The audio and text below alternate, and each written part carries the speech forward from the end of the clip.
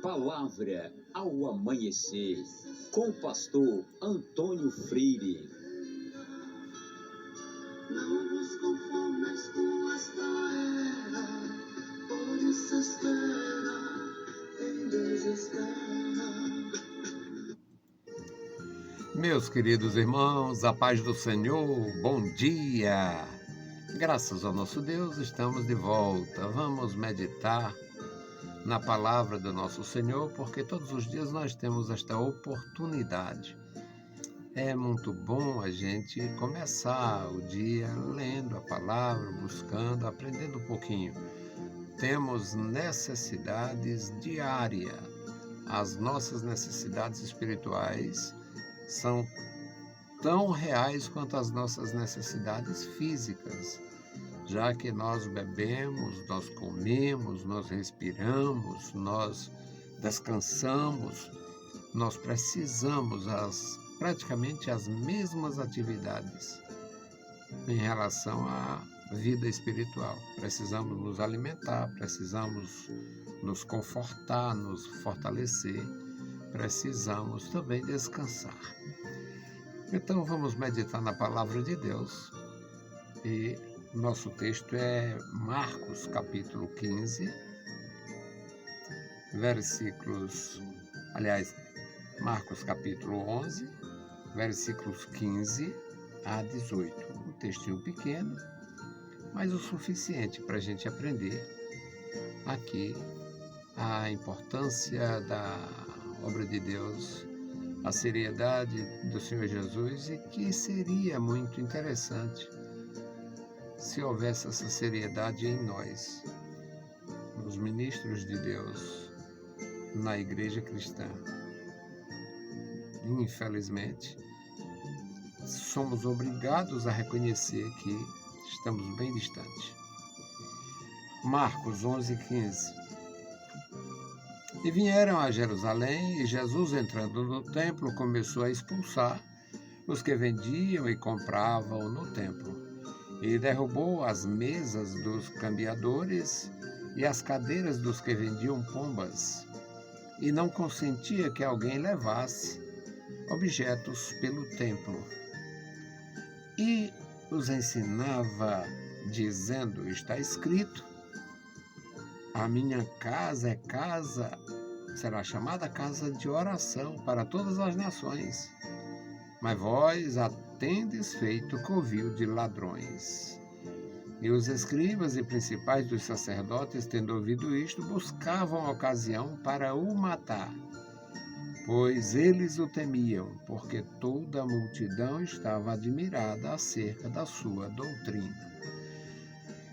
Meus irmãos, algumas pessoas interpretam mal a atitude de Jesus Cristo, alguns sentem até uma espécie de autorização para ser grosseiro, violento ou ameaçar os outros. Não tem nada disto. O Senhor Jesus, ele tinha poder e autoridade. E o Senhor Jesus, como Filho de Deus, deveria zelar a casa de Deus. E havia chegado um momento crítico naquela nação e eles usavam o templo para fins pessoais. Os cambiadores viviam do templo, cambiando, trocando moedas, trocando a moeda. Sempre a cidade foi muito frequentada por pessoas de todas as partes do Império Romano, do mundo antigo, e eles trocavam ali a moeda de cada nação pela moeda local, e isso faturando alto. Também existia a venda de animais para sacrifícios. Havia muitos lugares ali como depósitos, viveiros de animais.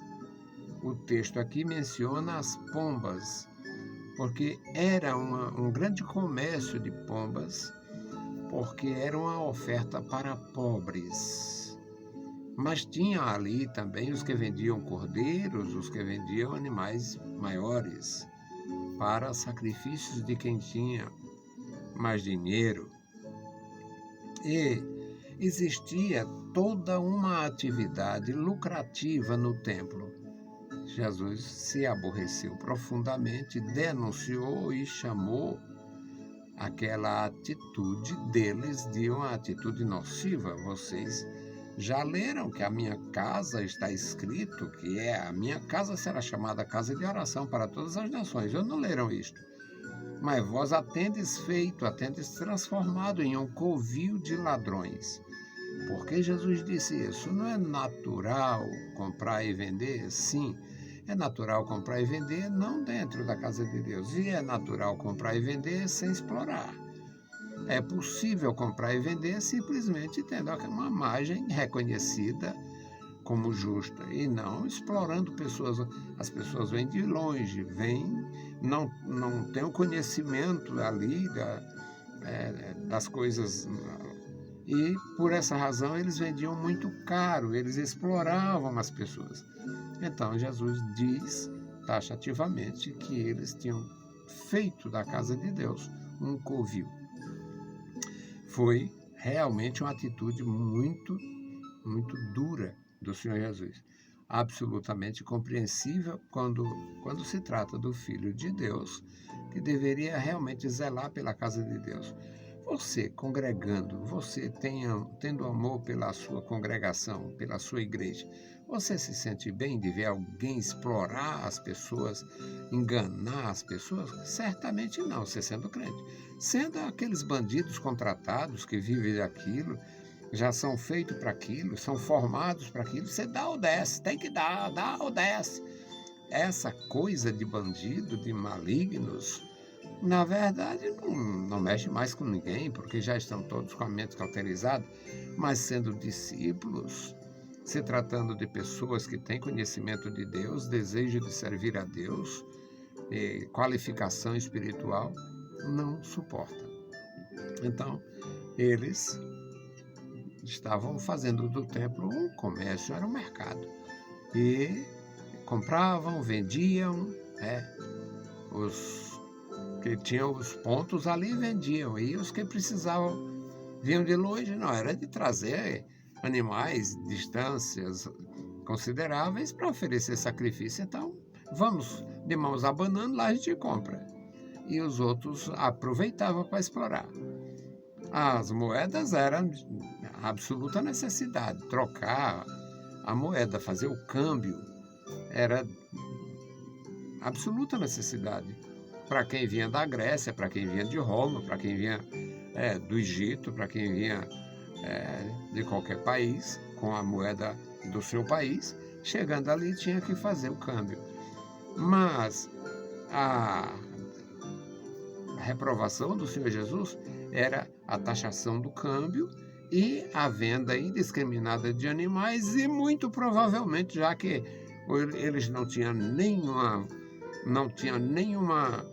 um critério em relação ao templo, o lugar e a adoração em si, eles andavam com volumes, correndo por ali e tudo.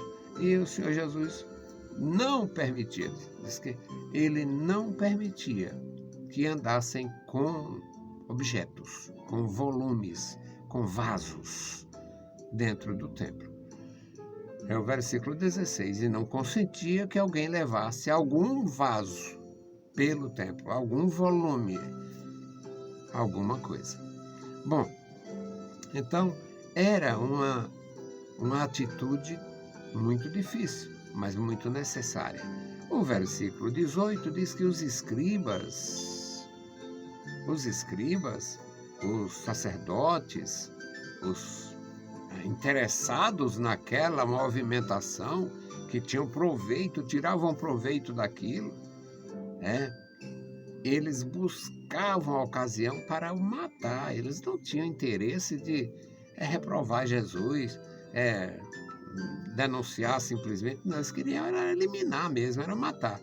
E eles buscavam a ocasião para o matar. Eles queriam matar. Eles tinham decidido, estavam resolvidos a matar Jesus, pois eles o temiam. Eles temiam Rapaz, já tinha havido reuniões e tinham dito lá, olha, se deixar assim, os romanos vão vir, vão mudar o sistema, vão admitir que nós estamos fracassando na ordem, nos critérios e tal. E o que vai acontecer? Eles vão tomar nosso lugar, eles vão voltar atrás em relação àquelas concessões deles administrarem o templo, ter liberdade.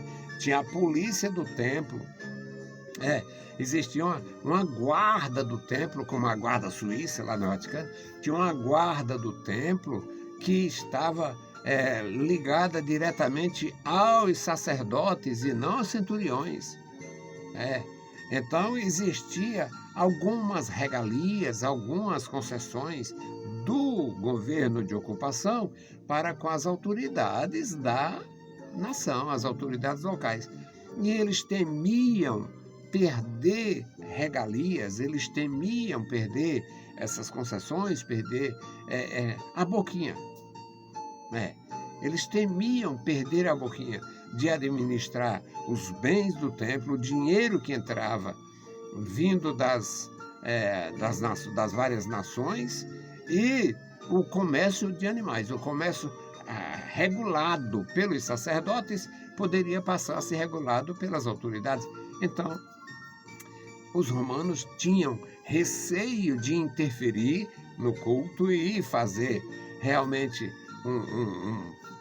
levantar ali uma situação de inquietação, promover um levante. Eles tinham receio. Então, havia concessões de parte a parte. Havia reconhecimento de parte a parte. Os sacerdotes reconheciam a autoridade no que diz respeito às questões civis e as autoridades romanas reconheciam os sacerdotes no que diz respeito às questões religiosas, às questões espirituais. Mas estava tudo sob uma ótica de possível mudança. Então, o último versículo diz que eles temiam a questão do povo, a multidão. O povo se acercava de Jesus, estava admirado da sua doutrina. Jesus tinha autoridade e poder. Com o poder ele fazia milagres e com a autoridade ele falava a respeito da palavra de Deus e reprovava toda e qualquer atitude diferenciada ou contrária. Que Deus abençoe os meus amados irmãos, as nossas vidas. O Senhor possa nos guardar, nos ajudar, nos ensinar a andar melhor na sua presença, buscar. Não existe ninguém sem defeito, mas é muito diferente você ter defeitos a debochar da obra de Deus, da casa de Deus. Ou estão debochando. Estão debochando. É deboche. Culto com dança, um monte de coisa que nunca se imaginou que estivesse no templo. E não teve. No templo não existia. A justificativa da Miriam ter dançado, não sei o quê, é ignorância ou maldade. Porque Miriam dançou dança de guerra. Os egípcios morreram lá tentando acabar com eles. E ali era diferente de culto ao Senhor. Vamos interceder pelos nossos amados irmãos, principalmente os que estão administrando a igreja, para que não cedam. Não devemos jamais esquecer que somos responsáveis diante do Senhor. Bendito Deus, Pai Santo, Pai querido que estás nos céus, nós te louvamos, bendizemos e agradecemos pela tua bondade. Pedimos, Pai, a tua direção.